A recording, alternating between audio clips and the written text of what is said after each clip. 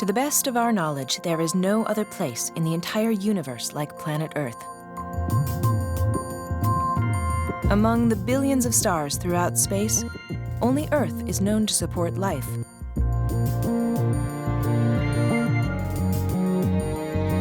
From giant plants and animals to the tiniest microbes, life flourishes here. Life on Earth continues to amaze us. And yet we are just beginning to understand how all living things are interconnected. But science has also identified humans as the most adaptable of these living creatures, beings that multiply at an increasingly rapid rate. No other living thing leaves a more damaging imprint than the one we humans leave on our planet. What we are doing is impacting enormously the health of the Earth. That's the urgency. We're doing it right now. While the side effects of our booming human population damage the environment, hope for the Earth's future also lies in our hands and our efforts to preserve life around us.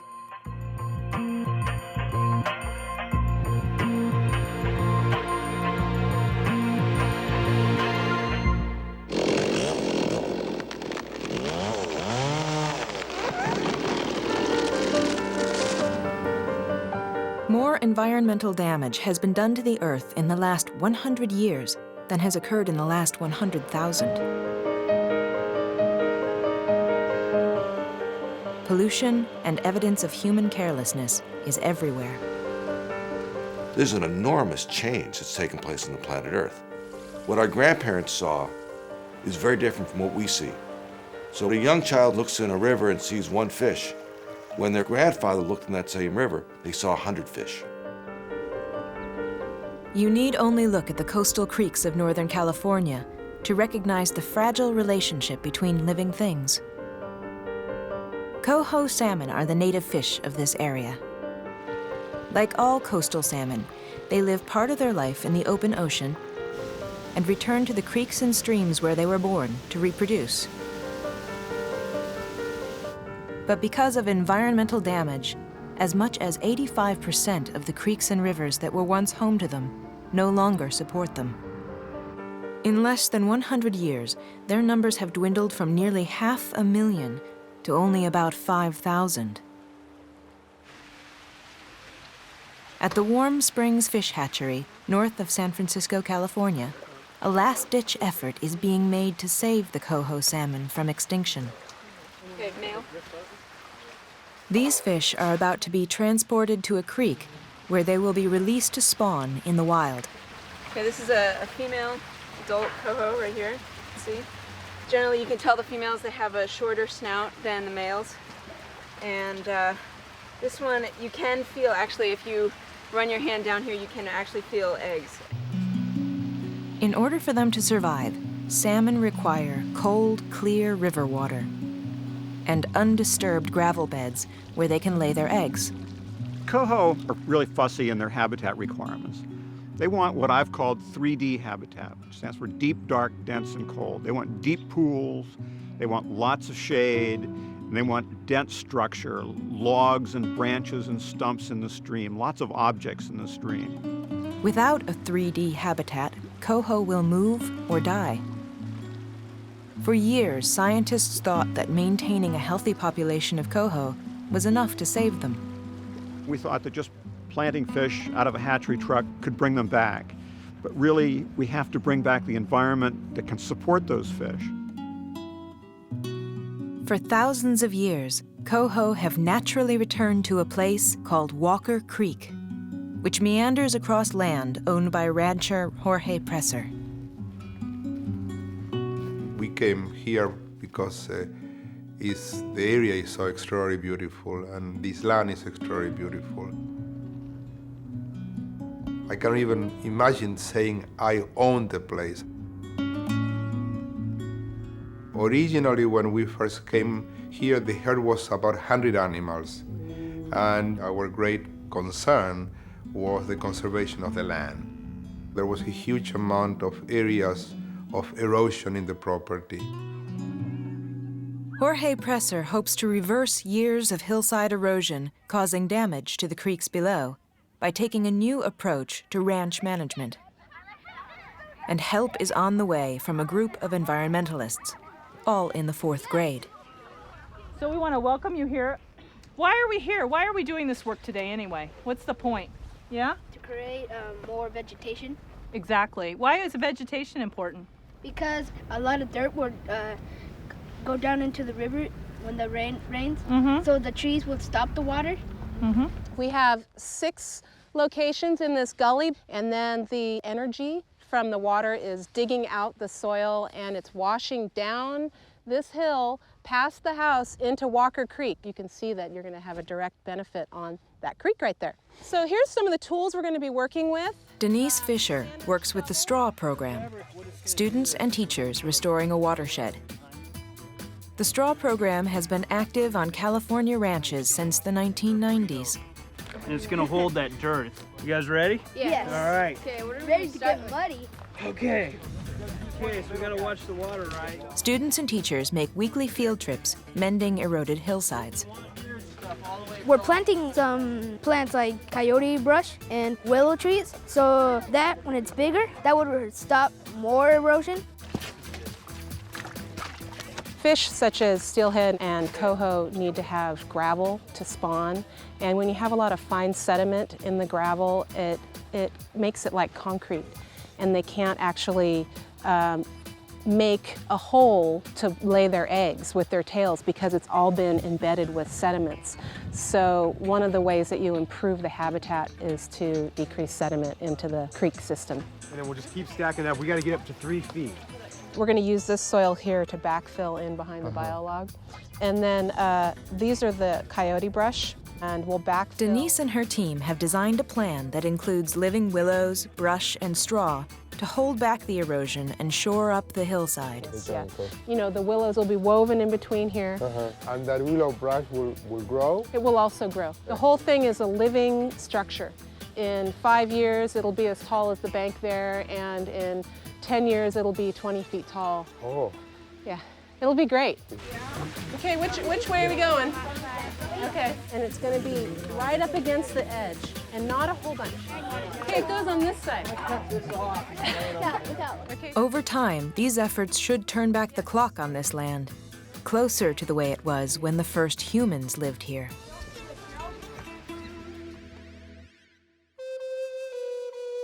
A native people known as the Miwok inhabited these shores for thousands of years before the first Europeans arrived. The Miwok caught salmon in the local rivers, hunted elk and deer, and gathered clams, mussels, and oysters from the rich tidal beds. These peaceful hunter-gatherers did not damage the population of plants and animals, their only source of food, during the 9,000 years that they and their ancestors lived here. I've seen so many indigenous cultures, the Bushmen or the Aborigines or the Kayapo Indians in Brazil, people that live with the earth, just respect it and understand so deeply that the health of the earth affects them, and it's their joy. They cherish it, and they understand the limits. By the late 1800s, westward moving immigrants had driven out the Miwok and replaced their villages with sprawling ranches. The new settlers had priorities other than conserving nature, and millions of acres of virgin forests were cut down to build new towns and cities. These new European arrivals boasted that they could drive their wagons across the streams on the backs of the abundant coho. The fishing industry blossomed along the Pacific coast, pulling tons of herring, halibut, and salmon ashore. Nearby, cattle ranches and chicken farms dominated the land. One of the earliest ranching families were the Martins. My dad and my grandfather both, they moved onto this property in 1920 and developed the operation from that point. The Martins' son, Claude, and then their grandson, Paul Jr., eventually took over the family-owned business. They worked hard and caught the steelhead trout, which, like coho, flourished in the cool, clear river. After being used for years as a drainage ditch, the creek finally could no longer support the steelhead. When I was a little boy, my dad did show me some steelhead out in the creek. Oh, I guess probably 15 years ago was the last steelhead nest that I found. I used to walk the creek and look for arrowheads and so forth, and you could see where they scooped out a place in the gravel. Paul Martin Jr. wanted to try and restore the local landscape to the way it was when he was a boy. Farmers and ranchers, just like anyone else, want to do the right thing, both environmentally and socially and economically, as long as they're able to do that. In 1993, Paul Martin Jr. took a risk and invited environmentalists to help restore the creek on his ranch. The volunteers who showed up that day launched the straw program. That's the tree and the roots. If there are any on the bottom, take your fingers. At the time, he was unsure about what he was getting into. But more than a decade later, he is convinced that restoration projects can work. Other ranchers call me when they're approached by the straw program to do restoration activities, and they want to know what it's like and what my experience was. And so I tell them that it was a good experience and that the kids are respectful. Aaron Mihaly was a 4th grade student in 1993 when his class videotaped the very first restoration project. We saw this National Geographic video on rainforest destruction, and most 4th graders would have watched it and said, well, that's nice, next to the, to the next topic, and we said, what can we do about it? And I remember seeing this creek that was kind of this sickly green color, these muddy banks, completely barren of any sort of vegetation. And I was thinking, how could any sort of wildlife live in this creek? Or how did they ever? The students in Aaron's class planted wild blackberry bushes and willow saplings, and their project soon began to take hold.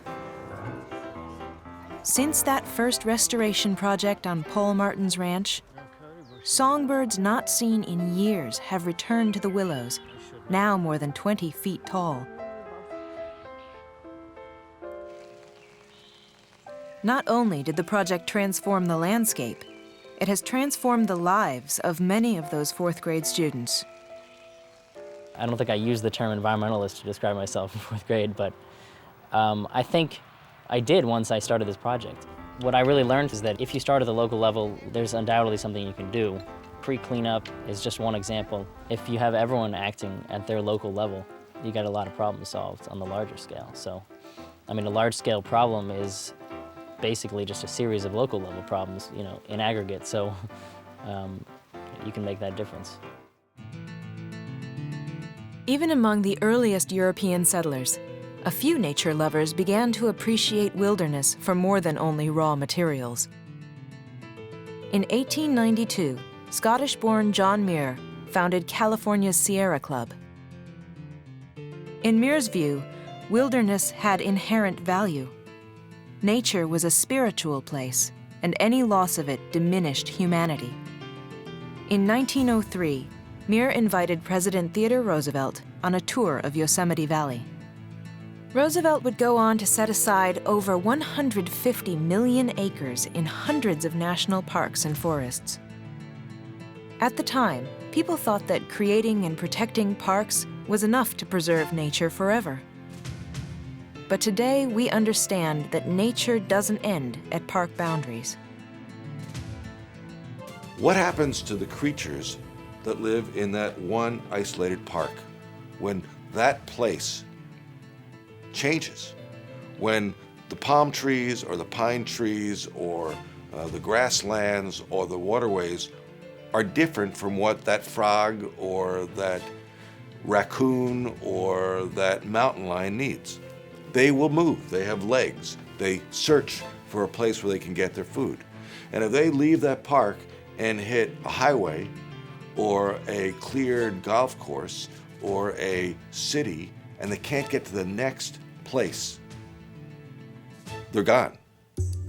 When species disappear from the Earth, not only are they gone forever, but their absence diminishes the biodiversity around us. Biodiversity is a variety of life on Earth. And so it's all the plants and the animals, all the insects, all the bacteria, the fungus, the mammals, the birds, the fish. That's biodiversity. It's everything that we inhabit the Earth with. We, human beings, are biodiversity. It took years of scientific trial and error before naturalists could recognize the invisible network of life around us.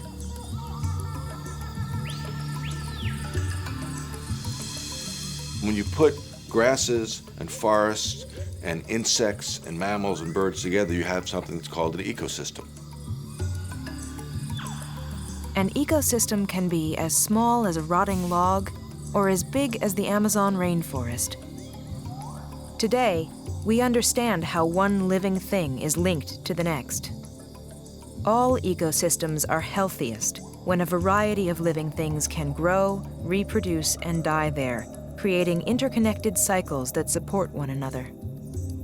When one part of an ecosystem is damaged, it can cause a ripple effect throughout the entire system.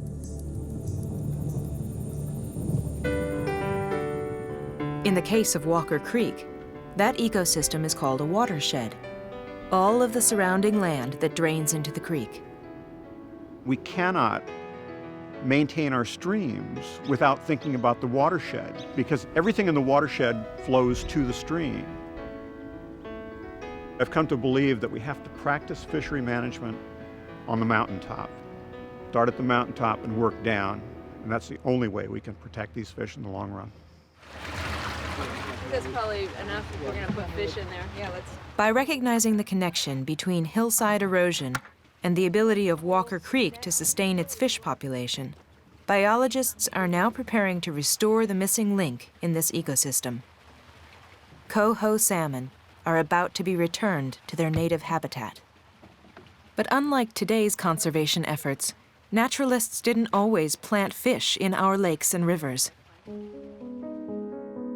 For the better part of a century, industrial waste was the only thing that ended up in our waterways.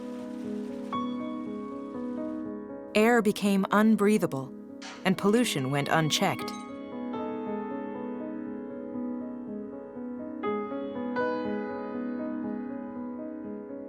In 1962, a book by Rachel Carson sounded environmental alarm bells around the world. Silent Spring reported that wanton use of chemicals on farms and forests to eliminate pests was poisoning the wildlife and environment around us. But all insects were being wiped out, and without them, Carson predicted, there would be no birds. A silent spring. A new term, environmentalism, was born. The trash, the carbon monoxide, the junk. Inspired by the progress made by the civil rights and anti-war movements, nature groups launched an environmental counterattack on careless industrial practices. The endangered species list was begun, and field studies began to track the loss of animals and their habitats.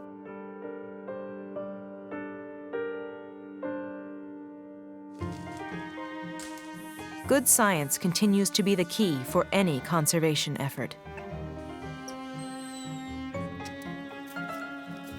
What we are trying to learn is, where do life forms on Earth live? What are the relationships between different life forms? We're trying to understand, because with that kind of understanding, we can provide conservationists, we can provide schools, we can provide communities with the information they need to make intelligent decisions. It is the final leg of the coho salmon's release into the wild.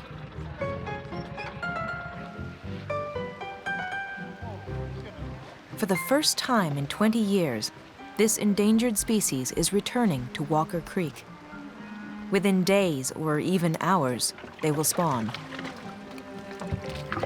By the end of the day, 50 pair of coho will be released.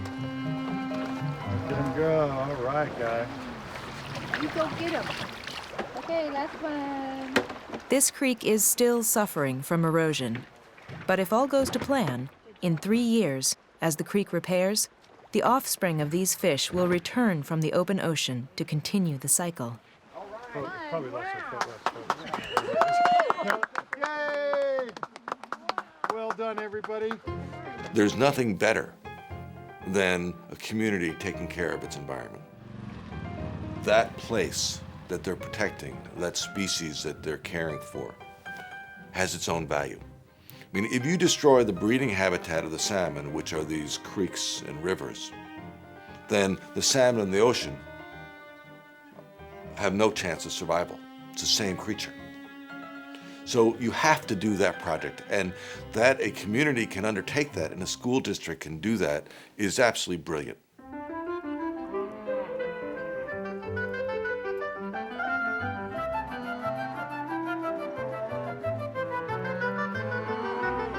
We're keeping out the cows. They get into the rivers and they push all the mud and make more erosion.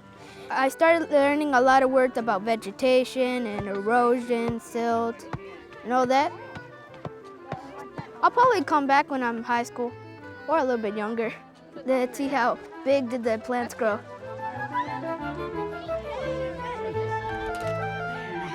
Human willpower, combined with new scientific information, can lead to the successful restoration of a damaged environment. Humans have caused a problem with the environment and upset the balance, but that doesn't mean that that balance can't be restored.